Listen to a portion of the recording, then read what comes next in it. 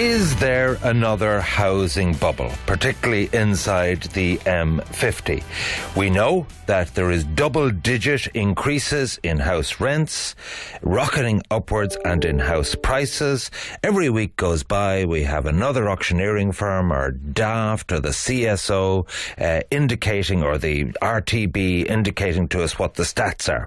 So does it all add up if we project further into the future, a bubble which will be followed by a crash?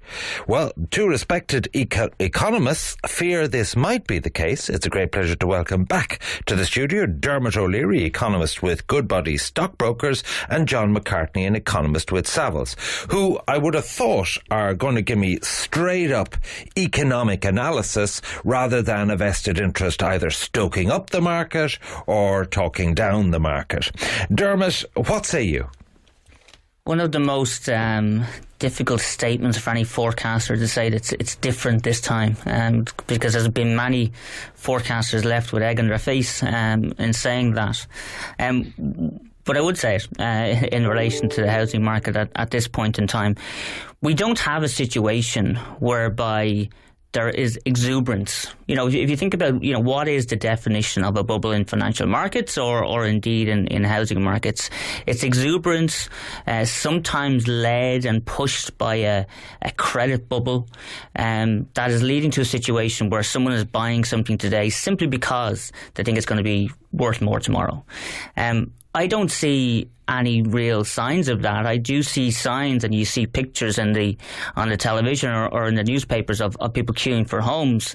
They're queuing for homes because they want to live there. And we had a situation where investors were effectively queuing for homes because they wanted to buy them and make a profit out of them in 2006. So I would think it's based purely upon rising demand. And rapidly rising demand. So are you? But I thought you were saying that there is danger signals of a bubble, and people should think twice before leaping in for putting that top-up bid in. I don't think we're there just yet. But things. Well, could it happen?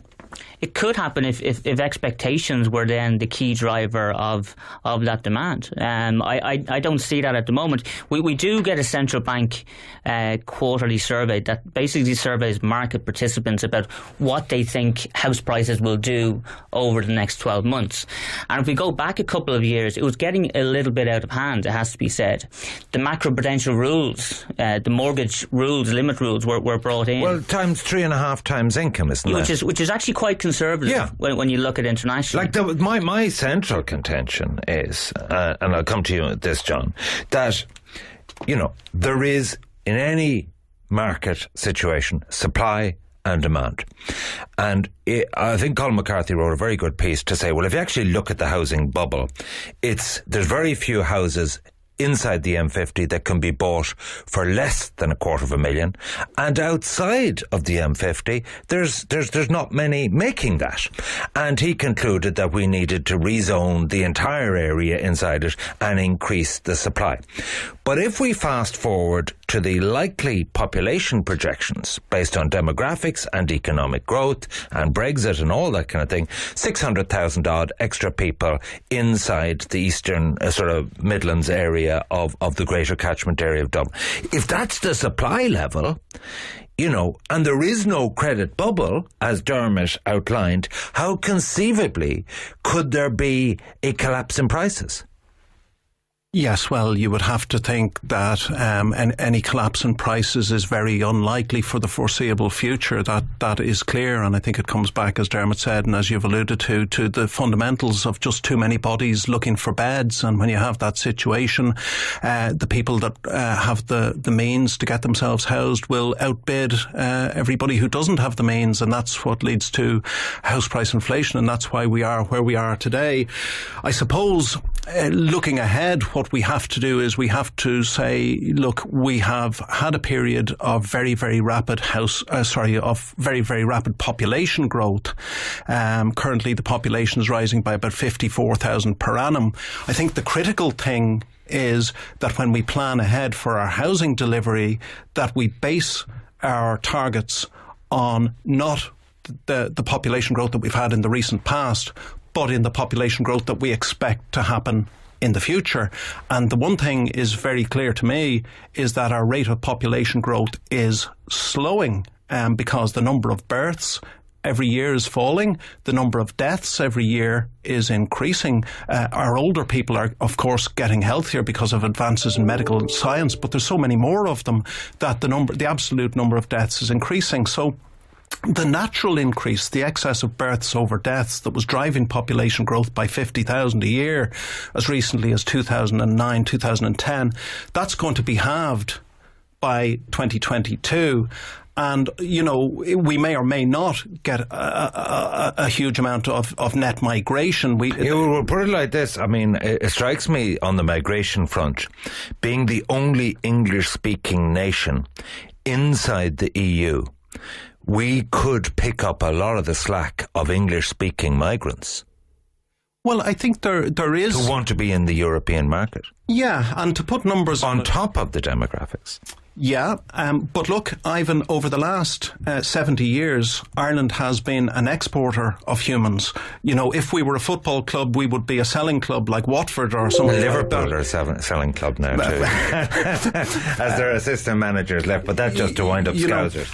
And look, we currently we're on an upswing in the net migration cycle. But if you look at it over 70 years, it's like a sine wave. It's always coming or going. So you're saying that trees don't grow to the sky. Dermot? Well, I see what John is saying in terms of we have to be careful about making assumptions and making very forthright assumptions about house prices or housing demand. But I think John is maybe 5 to 7 years too early. I think let's get to a situation whereby we have housing supply at least double where we are now. And you think the official supply figures are overstated? We do. What do you think is the real? Because they're saying about 25. They're saying about 25 this year. Yeah. I think it's going to be closer to 15 or 16,000. So basically we have doubts about the electricity no connection progress data. At all.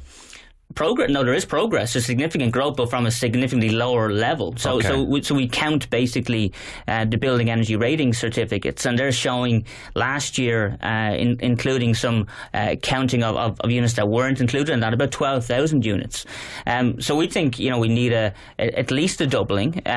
Let's get to that point, and then worry about maybe why our housing demand numbers are possibly wrong. Can I put it in layman's language to you? I'm looking here at asking prices now. Clontarf, an expensive area, $790 asking price. That would be for a 4-bed semi-D.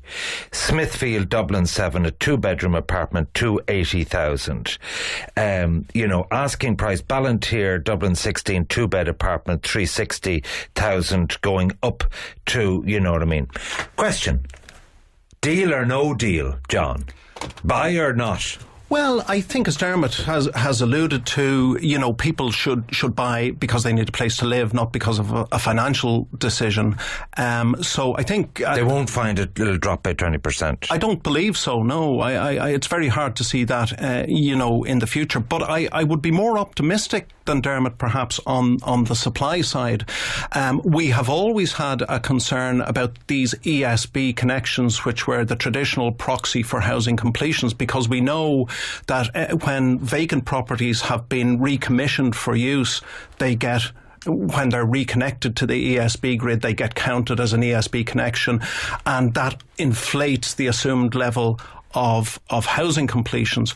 But the one thing is clear is that, look, we had a lot of vacant properties being reconnected early in the recovery cycle, 2013, 14, maybe the early part of 2015. But you have to assume that has now washed through. And my sense of it is that the ESB connections are becoming a much more accurate proxy of housing completions. And there's 20... So, Dermot, when you go to Croke Park and a lady says, the last of the chalk ices, and then when you get to the last, she has another box under the table to sell you. In other words, a great way to sell something.